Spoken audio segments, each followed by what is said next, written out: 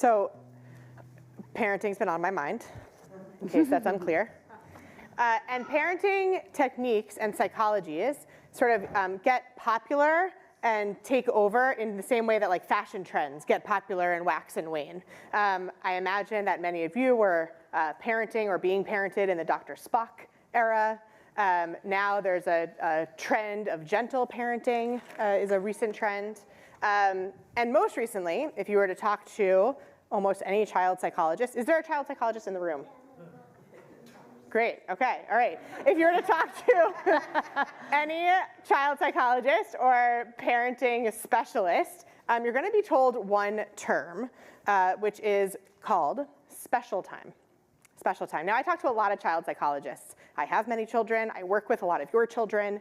I tend to speak to a lot of psychologists, and again, like within 10 minutes, they're gonna come up with this term, special time, which honestly, I kind of laugh at.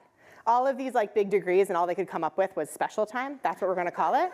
So it took me a while. So like I already sort of don't wanna believe it, right? Like why, what are you talking about?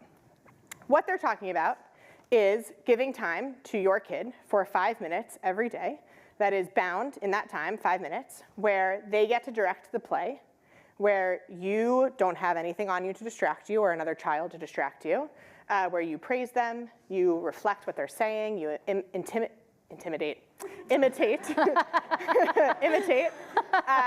what they're doing, and it's really their time. So even when I was explained what special time is, I still didn't really believe it. And I was like, my kids get a lot of time with me, thank you. Like I know my child, I don't need this 5 minutes of one-on-one time, but thank you so much, okay?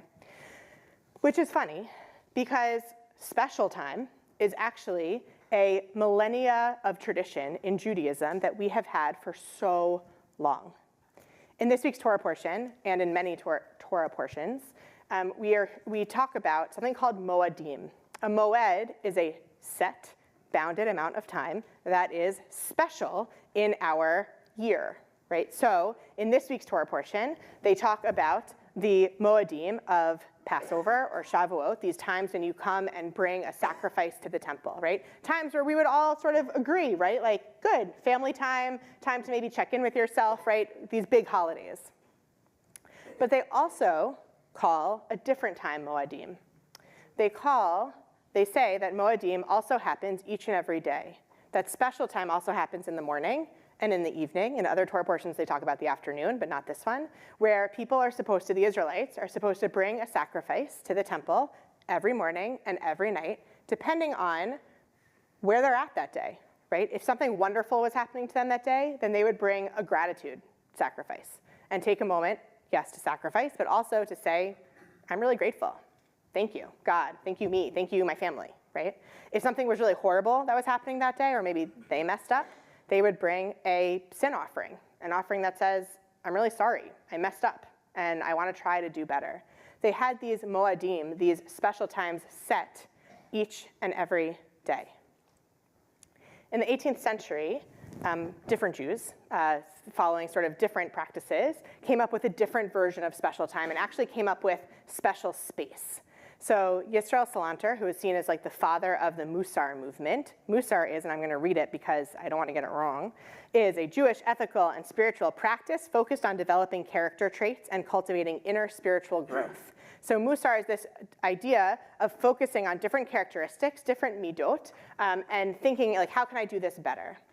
And in the 18th century, these rabbis would actually create a room in their home called a Musar cloister, where they would go into the room and shut the door and would focus on a characteristic.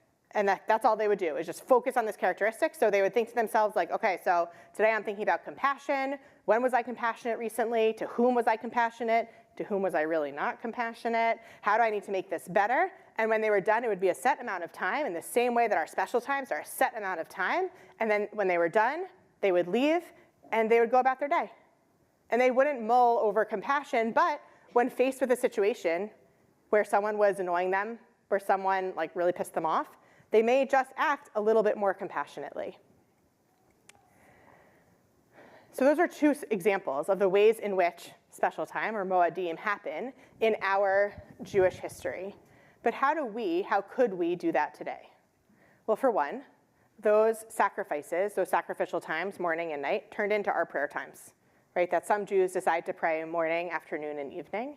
This is not me telling you to do that unless that sounds exciting to you, but rather there was an understanding that we actually need certain amount of time every day with bounds, with things to do, with ways to contemplate in order to make sure that we're being the best versions of ourselves, in order to connect with ourselves, in order to connect with the divine, if that is something that you connect with, and in order to connect with our family, that we actually have that set. What could that look like for us? That Musar moment, I actually learned about that at an institute I was at a few months ago, where they did not assign me to create a closet in my home, but rather gave me a notebook that has like a lock and key to it, and said like, this is your Musar cloister. For 8 minutes a week, I want you to think about this value and just write for 8 minutes, free write for 8 minutes. It's just 8 minutes a week to be able to think about how is it that I'm doing on gratitude? How is it that I'm doing on compassion? How is it I'm doing on humility? And how could I be better? And just to write. And then when it's done, you close it, you lock it up, and you walk away. Another version is, and this one comes from a real secular place. For those of you, was anyone here on our 9th grade sexuality and healthy relationships retreat? Anyone's gone on it? Yeah, both of you went, Fogels went, you guys have gone, perfect. So we have, there were a couple called the Myrons, who I love, who used to run that retreat for the past 30 years. They're sex therapists, and we have a really close relationship. We as in Washington Hebrew, and we as in me. They're now like my grandparents. And they did a few couples workshops for us too. And one of the things that they share with couples is that couples should have 15 minutes every day where it's just the two of them. You can decide how to spend the time, but it's just the two of them. And in this workshop, parents would always raise their hand and be like, I'm sorry, what? Like, are you kidding? And what they would say is, they were like, us too. They had 4 kids, and once their kids got old enough, they would tell their kids, do not come into this room unless there's blood or vomit. Otherwise, you stay outside. You stay there. And the rules, it was bounded time again, right? Bounded time, 15 minutes. And the rules were no screens, right? This wasn't time to catch up on TV. Face-to-face, right? That you're talking probably not about the kids or not about logistics, but about your day, about something like that. And that there was some version of physical touch, right? You're holding hands, a hand is on a thigh, right? Something like that that's like really you're together, you're in it. But again, it needs the time and it needs the bound and it actually even needs the rules, right? Because if you think about it, I never fight with my husband, but sometimes we're really mad at them. And we actually don't want physical touch or we don't want that time, and that's exactly what that time is for. It's for those moments to say, actually, no matter what, this is what we're gonna do. And then finally, there's special time. Obviously, we did it. My family did it. 5 minutes every day with each of our kids, each one of us. And annoyingly, it totally works. Anger is really down, smiles are really up, and it is amazing what can happen to kids when you let them lead the way. It's amazing how they can become better and more confident, but also amazing what happens to us as parents to become more confident and happy and a better parent. And so right now we're in this moment. We're in the summer. I was talking to some of you who said like summer's been crazy and there's lots going on.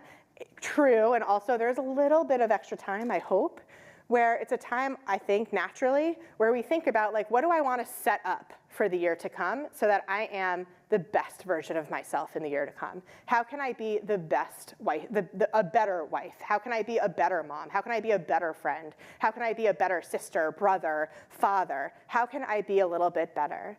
And my ask for you is, what would it look like? What type of time do you need to set aside in order to do that? Perhaps it is 5 minutes every day with someone in your life, with it doesn't have to be your kid, right? With a relationship in your life where you give, where you allow them to take lead.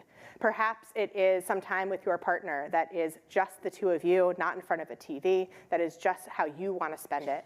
And perhaps it's time with yourself, thinking about what is it that you can do to be better, what characteristics do you need to focus on, and how can you excel in the year to come. This is our time. It's all we got. And so we get to decide how we use it. Shabbat shalom. Shabbat shalom.